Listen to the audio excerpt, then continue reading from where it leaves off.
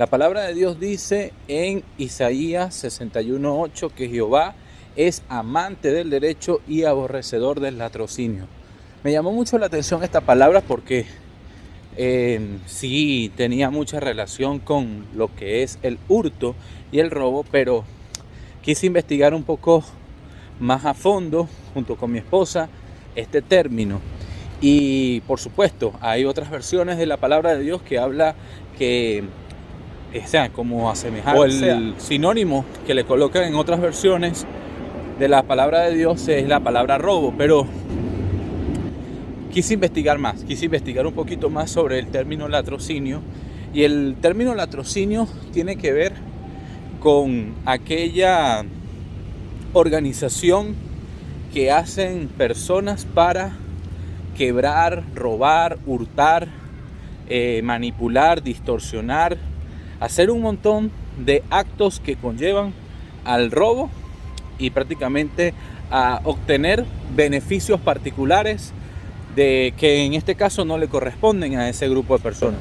Puede ser una mafia, puede ser una banda criminal, una banda delictiva, puede ser inclusive aquellas personas que yo les llamo ladrones de corbata, como muchos políticos, en fin.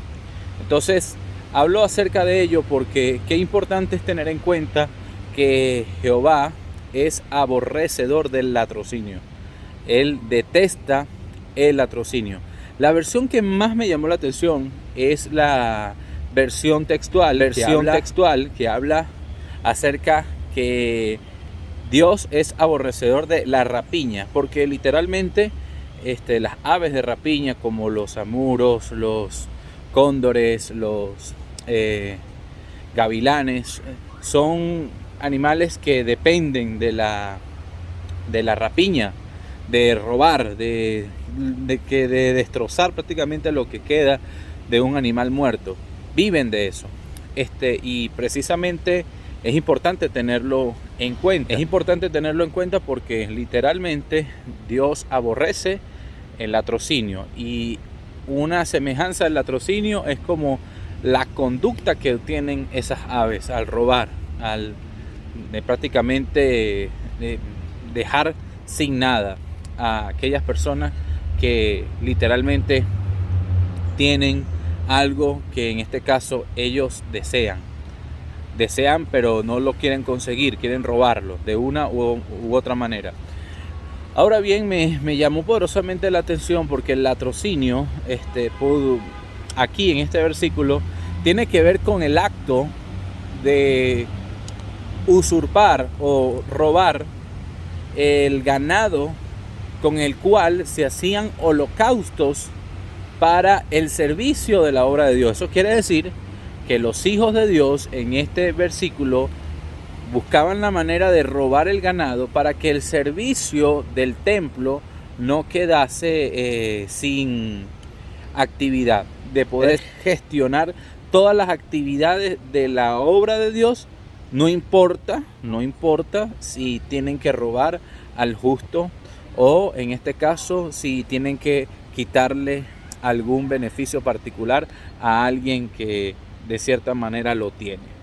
Entonces esto me llama poderosamente la atención y es curiosísimo porque cuántas veces como ministros de Dios, sin querer o por algún conocimiento particular, se busca algún beneficio y no estaremos haciendo este acto que el Señor aborrece. Inclusive, vámonos al caso acá en Venezuela. ¿Cuántas veces no hemos visto a pastores que están recibiendo beneficios particulares del gobierno o de algún empresario particular? Y muchas veces esos fondos, ese dinero, no sabemos de dónde sale. La realidad es esa, la realidad es que eso es latrocinio. Y a veces lo disfrazamos por la obra de Dios. No, pero tú sabes que la obra de Dios tiene que seguir adelante, tiene que echar para adelante. Pero ¿de dónde vienen esos fondos? Y recuerdo en particular una vez un funcionario público que en una oportunidad quiso seducirme con un vehículo todo con tal de gestionar votos para una elección, creo que fue la constituyente, no, la Asamblea Nacional fue, precisamente. Y eso también es latrocinio, cuando tú caes en esto. Inclusive esos pastores que reciben beneficios particulares del gobierno y están recibiendo sueldos, ellos también forman parte del latrocinio que el Señor aborrece. Y curioso, ¿no? Porque a veces lo queremos disfrazar, no, porque la obra de Dios tiene que estar allí, continuando, tiene que estar allí realizándose. Y pobrecito el pastor que no tiene el apoyo, no tiene las sillas, no tiene el sonido. Mire, la obra de Dios nunca se ha financiado con la obra de ningún gobierno, con la obra de ningún estado. La pregunta es para aquellos ministros de Dios que han decidido servirle a Dios. Dios es el que financia su obra. Dios es el que financia su ministerio.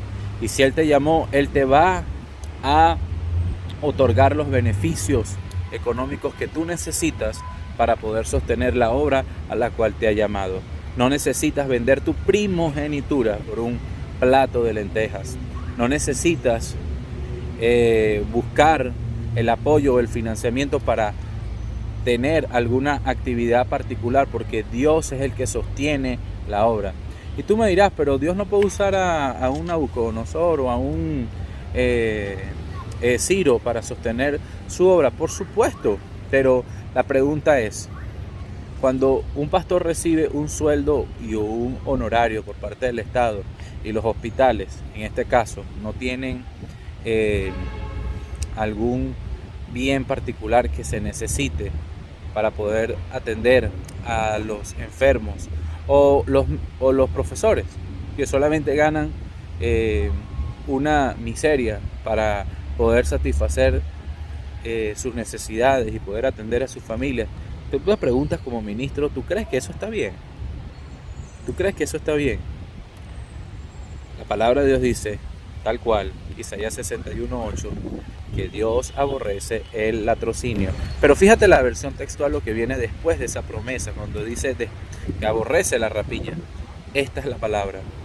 El Señor va a cancelar todo lo que de una manera u otra necesites para la obra. Los proyectos que Dios ha puesto en tu corazón, Él se va a encargar de satisfacerlo. No necesitas poner tu confianza en el hombre cuando es Dios quien puede ayudarte en todo lo que emprendas. ¿Sabes? Dios puede hacerlo. Te invito a creer en Él, te invito a confiar en sus promesas, te invito a confiar en su poder proveedor, te invito a creerle a Él, te invito a saborear y degustar de las delicias de Dios, y no necesitas comprometer tu testimonio y comprometer la obra de Dios, y mucho menos el Evangelio de Jesucristo.